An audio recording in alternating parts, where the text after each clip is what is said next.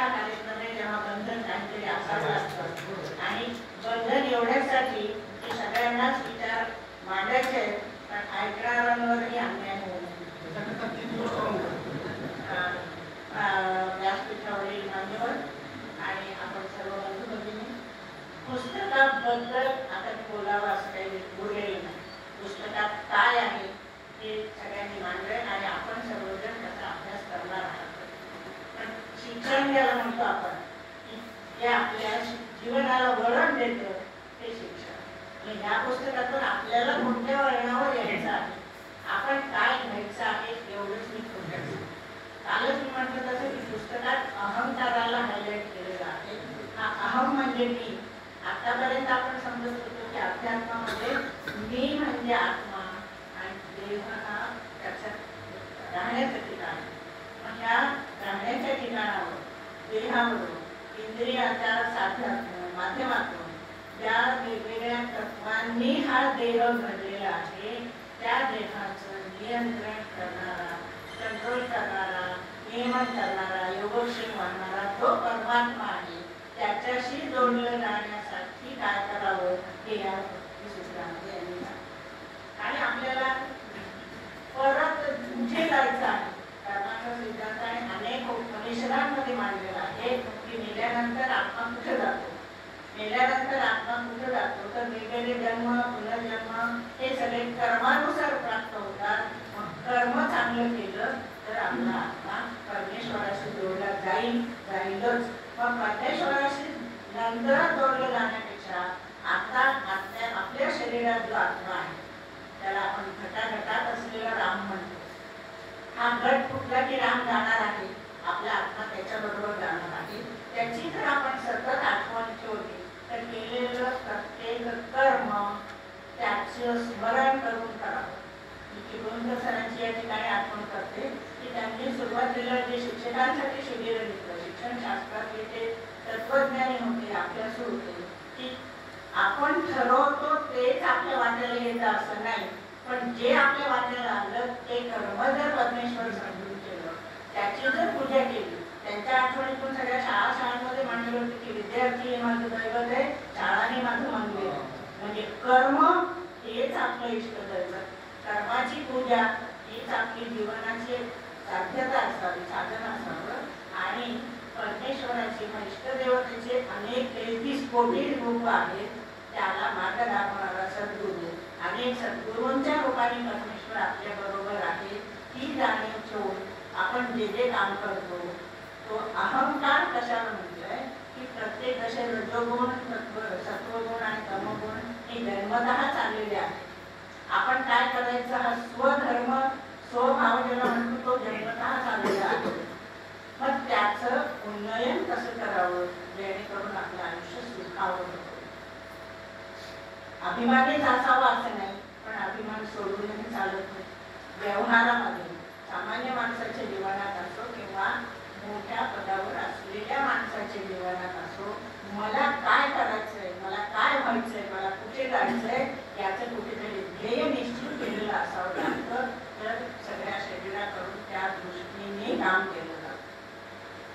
छोटं उदाहरण सांगते की विद्यार्थ्यांनी जर ठरवतच नाही की मला 12 वर्ष शिकून पुढे काय व्हायचंय तर तो अभ्यासाला तेवढी गती देऊ शकेल किंवा न्याय देऊ शकेल असं वाटत नाही. पण मला डॉक्टर व्हायचंय, मला इंजिनियर व्हायचंय, मला तत्वज्ञ व्हायचंय, वैज्ञानिक व्हायचंय, काही ना काहीतरी व्हायचंय हे ठरवून जेव्हा तो त्या ज्ञानाची तपश्चर्या करतो तेव्हा त्याला फळाची अपेक्षा नक्कीच आहे. आणि फळाची अपेक्षा ठेवून केलेलं काम हा अहंकार. आणि आपण कर्माचा त्याग करू शकत नाही, फळाचा त्याग करू शकत नाही, पण मिळवलेलं जे साधन आहे, मिळवलेलं जे उत्पन्न आहे त्याच्यातला काय त्याग करू शकतो ते पुस्तकात वेगवेगळ्या यज्ञाच्या रूपाने मांडलेलं आहे. आपल्या शरीराचा सेवेसाठी उपयोग कसं करू शकतो, पितृयज्ञ कोणता, देशासाठी यज्ञ कोणता, समाजासाठी कोणता, कुटुंबासाठी कोणता, तो त्याग हा यज्ञ आहे. आणि हा यज्ञ जर आपण करत गेलो तर तुकारामाची आठवण मला नेहमी येते की उत्तम व्यवहारे धन जोडावं आणि दास विचारे ते करावं. आता उत्तम व्यवहार करून जर धन जोडायचं आहे तर हा राजयोग, या राजयोगाची उपासना आहे. तिथेही बंधन घातले ज्ञानेश्वर सर. ते 90 दिवस उपासना करून पहा, अनुभव घ्यायचा तर 90 दिवस करून पहा, आयुष्यभर करायचे तर आणखी मोठं फळ. पण ही उपासना कोणतंही व्रत म्हणून जेव्हा आपण स्वीकारतो, ते व्रत करताना कर्मकांड नव्हे, नुसता विधी नव्हे, नुसती श्रद्धा नव्हे, तर श्रद्धायुक्त भक्ती आणि ती विधीपूर्वक निश्चयपूर्वक नियमित जर केली तर त्याचं फळ घेण्यासाठी तो बांधलेला आहे. असं म्हणतात की आपण एखादं स्तोत्र जरी रोज सकाळी उठल्यावर म्हणत असेल तर परमेश्वर वाट पाहतो की आज सकाळी उठल्यावर माझी स्तुती नाही केली. पूजा झाल्यावर आरती जी आहे त्या प्रत्येक आरतीतले शब्द अक्षर मनाचे अर्थ त्याने विनवलं तर तो धावून आल्याशिवाय राहत नाही. ही आत्मता, ती विनवणी, ही व्याकुळता त्याला मागण्यासाठी करायलाच पाहिजे असं नाही. त्याला न मागताही आपल्या संचित कर्मानुसार तुझे पाहिजे ते आपल्याला देतो. जेव्हा पाहिजे तेव्हा देतो. याच जन्मी मिळेल असं नव्हे, कोणत्या ना कोणत्या जन्मात त्याची पूर्तता होईल. चांगल्या कर्माचं चांगलं फळ मिळतं एवढाच आपण आशेतो. वाईट कर्माचं वाईट फळ मिळतं हे सांगायला अनुभवाची गरज नाही, ते आपल्याला ताबडतोब मिळतं. पण कायिक तप, वाचिक तप, मानसिक तप हे करून जर आपला देह शुद्ध होत असेल, आपलं मन शुद्ध होत असेल, आपली कृती शुद्ध होत असेल तर आपल्याला राजयोगाची अपेक्षा करायला काहीही हरकत नाही. आणि राजयोगाचा अर्थ प्रत्येक जण राजगादीवरच बसेल असं नाही. आदर्श जरी आपण शिवरायांचा ठेवला, आदर्श जरी रामाचा ठेवला, आदर्श जरी कृष्णाचा ठेवला, त्यांच्या इतकं मोठं मोठं आलं नाही तरी ज्या लोकांमध्ये आपण आहोत, ज्या कुटुंबात आपण आहोत, त्या समाजात आपण आहोत, त्यांच्या मनात आपलं किंचित स्थान जरी आपण निर्माण करू शकलो तरी तो आपल्यासाठी राहतो. आपल्याला गेल्यानंतर 2 अश्रू आपल्यासाठी कोणी धारा देते, आपल्याला दिसते की नाही माहित नाही, पण त्याच्यासाठी चांगलं काम करावं लागतं. आणि ते चांगलं काम करणं ही या पुस्तकाची प्रेरणा आहे. त्याच्यातले पंचकोशाचा अभ्यास असेल, त्याच्यातल्या विज्ञानाचा व्यवहाराची सांगड असेल, त्यात असलेल्या सर्व गुणांचं उन्नयन कसं करावं याचा अर्थ अहंकार असला तर मनुष्य जिद्दीने काम करेल. मनात आधी अहंकार निर्माण झाला तर मन बुद्धीला प्रेरणा देईल.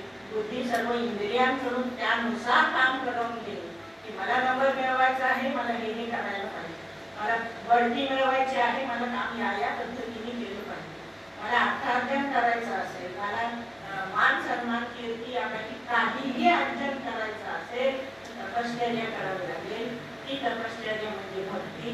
ती तपश्चर्या करण्यासाठी फळ मागणं ही भक्तीची श्रद्धायुक्त भक्ती.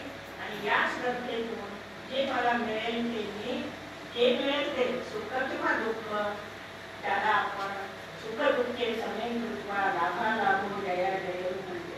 समर्थांनी सुद्धा ते सांगितलेलं आहे की राज्याधिकार येवो किंवा गावो समस्त धनमान, हे माझं समाधान भंगू नये एवढीच सद्गुरूंची शिकवण. तशी या पुस्तकातून मिळालेली जी शिकवण आहे की आपल्याला जे काही प्राप्त झालेलं असेल ते पर्याप्त आहे असं समाधान आपण ठेवलं तरच होऊ शकतो. आणि सुखासाठी जी तपश्चर्या करायची, सुखासाठी जी साधना करायची त्याला भक्ती म्हटलंय. सुखासाठी परमेश्वराला जे मागायचे ती भक्ती आहे. सुखासाठी परमेश्वराला जे अडवायचं आहे ती भक्ती आहे. याचा अर्थ दिवसभर पूजा आणि कर्मकांड करा असं पुस्तकात कुठेही सांगितलेलं आहे. कर्मकांड ज्याला म्हणतात, त्या अर्थाने म्हटलेलं आहे ते कर्मकांड नकोय, पण कर्म शुद्ध, कर्म हे पवित्र, कर्म हे मनाने स्वीकारलेलं आणि कर्मासाठी योग कर्म कौशल्य आपल्यातल्या जास्तीत जास्त चांगल्या कौशल्याचा वापर जर केला तर ते चांगलं कर्म होईल. ते आवडेल. गृहिणीचं उदाहरण छोटं सांगते की नैवेद्याचा स्वयंपाक करायचा असं म्हटलं की ती स्वच्छतेची काळजी घेते, सोवळीची काळजी घेते, सगळ्या पदार्थांना किती चांगल्यात चांगलं करू याची काळजी घेते.